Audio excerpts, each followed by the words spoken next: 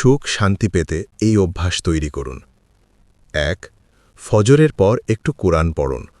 ফজরের নামাজের পর কোরআন পড়া বা তাকওয়া বৃদ্ধি করার জন্য সময় ব্যয় করা অত্যন্ত বরকতময়। কোরআন পড়া হৃদয় শান্ত করে এবং মানসিক সুখ আনে।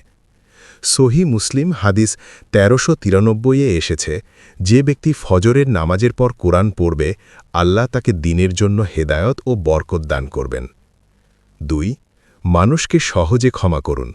হাদিসে এসেছে, যে ব্যক্তি অন্যকে ক্ষমা করে, আল্লাহ তাকে ক্ষমা করবেন। দুঃখ, ক্ষোভ ও হিংসা কমিয়ে ক্ষমাশীলতা মানসিক শান্তি আনে। ৩. যা আছে তাতেই শুকরিয়া আদায় করুন। কোরআন সূরা বাকারা আয়াত ১৫২-এ আল্লাহ সুবহানাহু ওয়া তাআলা ইরশাদ করেন, তোমরা যদি কৃতজ্ঞতা প্রকাশ করো, আমি তোমাদেরকে অবশ্যই বৃদ্ধি দেব।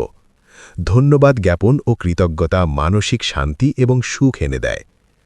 ৪. হিংসা না করে দোয়া করুন। হিংসা ও ঈর্ষা মনে চাপ সৃষ্টি করে।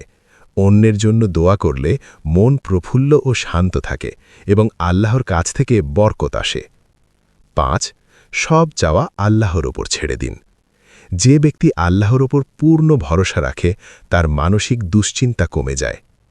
কোরআনে সূরা আত-তালাক আয়াত ৩-এ আল্লাহ সুবহানাহু ওয়া তাআলা ইরশাদ করেন, আল্লাহর ওপর ভরসা রাখো, তিনি যথেষ্ট। এই ৫টি অভ্যাস আধ্যাত্মিক সুখ ও মানসিক শান্তি অর্জনের জন্য ইসলাম শিক্ষিত জীবনধারার অংশ। সরাসরি হাদিস না হলেও এগুলো ইসলামের নৈতিক ও আধ্যাত্মিক শিক্ষা অনুসারে সম্পূর্ণ সত্য। এই ৫টা অভ্যাস দুনিয়ার সব সমস্যা শেষ করবে এমনটি না, কিন্তু এই ৫টা অভ্যাস সমস্যার ভেতর থেকেও মানুষকে ভেঙে না পড়তে শেখায়।